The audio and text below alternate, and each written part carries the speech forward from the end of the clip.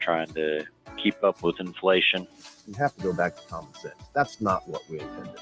It's to avoid these summer slides. Just reading 15 minutes a day can help you maintain what you've learned the year before and maintain your reading. They're looking at potential development, whether or not they don't have any solid plans, they don't have a timeline. You hear the local people that make the news every day, 7 days a week on the big 1520 AM, 92.3 FM, and 106.5 FM WHOW, and on your easy choice for soft hits, 95.9 FM WEZC. News time is 8 minutes after 8 o'clock on this Tuesday.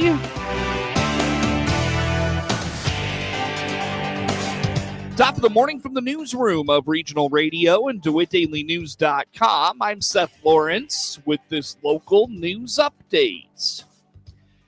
The first substantial heat wave of the summer is going to stick around longer than originally predicted. On the WHOW Morning Show Monday, Ed Shimon at the National Weather Service in Lincoln told Regional Radio this week's heat is expected to hang around with some midweek pop-up rainstorm threats. Yeah, we had a heat dome building out west, and we were kind of sheltered from that by having a frontal boundary kind of separating us. And now this frontal boundary has shifted east, and we are in the dome of heat. So we're not in like excessive heat or extreme heat where we're up to a heat index of 110 or more, but we're just, festering at that heat advisory level, and it's just enough to sap your energy every day. Well, what we're seeing is some afternoon thunderstorm threats on Wednesday and Thursday. And initially, those were higher threats. And if there's cloud cover, it's definitely going to keep your heat indices, out of the hundreds. We're seeing enough that, it's going to be enough impacts. And the chances are 30%, Wednesday afternoon, Thursday afternoon. So we just added those 2 days in because, we're seeing enough diminishment of the cloud cover and extent of the cloud cover that we want to make sure people understand that, this heat is not, going to be going away that quickly, and just make sure you're always making plans for, the impacts from that heat. The hottest day of the week was Monday, according to Shimon. Overnight lows are not going to cool down significantly to provide much in the way of relief. What makes the heat more impactful is that the low temperatures stay in the mid-70s, and that's what we're going to see all week. Because that does make a difference. If your body doesn't have a chance to really cool off at night in this kind of heat, I know people will probably be in air conditioning, but still, the long-term impacts are influenced by the overnight low temperatures. And so mid-90s for highs. Well, it'll be low 93, 95 today, 93 tomorrow, 92 Wednesday, 93 Thursday. So you get into the 90s with those lows, 75, 74, 74, just isn't enough to allow our bodies to recover at night, and that just exacerbates the impacts if anybody does have anything going on in the evenings or overnight. And that overnight low doesn't hit until, like 5 or 6 in the morning. So it's still well under the 80s all through the evening, if not even around 90. So it just has an impact, and it compounds the resulting influence on our bodies. Right. Yeah. Today is our hottest day. And then Tuesday, Wednesday, Thursday all have those late afternoon thunderstorm chances. So we'll probably see some, pop up clouds at the very least. And then, a few thunderstorms, developing periodically as we hit the late afternoon, early evening time frame. Shimon reminds, with heat like this settling in, it will take our bodies a few days to get all the way acclimated. He's encouraging keeping hydrated and finding shade when possible. Started up on Saturday, so there's been 2 days of really high heat, and that's not quite enough. Like once we're done with this particular period of heat, then our bodies will have adapted somewhat to the effects of the heat. But you really can't diminish the need for a lot of water, and electrolytes too. You don't want to just only take in water, but you got to give your body a chance, a fighting chance. If you don't give it enough water, then you're really not going to acclimate properly either, because your body has to go through that process of sweating and reacting and figuring out how much of the blood flow to the skin layer is going to be needed to make yourself be able to handle this level of heat. So it's all part of the process, and making sure you follow those steps will help your body adapt. Otherwise, if you don't drink enough, then you're not going to be able to get that adaptation going. I do triathlons, and anytime you can get into the shade when you're running, you're like, oh, whee! It makes a huge difference getting out of the direct sunlight, because our heat index, I should point out, is for a shaded area. Those heat indices are calculations for, what we would get on our temperature sensors, which are beehive kind of enshrouded, and only the wind passing through gives the temperature.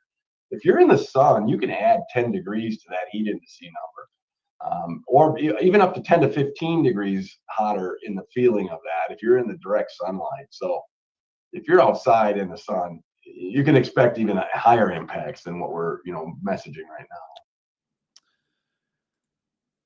The National Weather Service's heat advisory was extended to Thursday over the weekend. As Shimon points out, drink plenty of fluids, stay in air-conditioned rooms, stay out of the sun, and check up on relatives and neighbors. Take extra precautions when outside. Wear lightweight and loose-fitting clothing.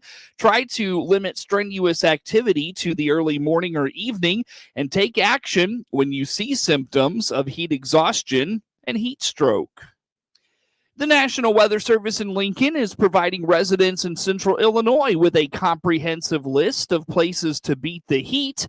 On the WHOW Morning Show Monday, Ed Shimon at the National Weather Service in Lincoln told Regional Radio they have a list up at weather.gov/Lincoln of places you can cool off during this brutal stretch of heat. Yeah, we've got a link on our website, weather.gov/Lincoln, about cooling centers. We have a map that just plots them all. And in Clinton, you've got the library, the public library there, is Warner Public Library.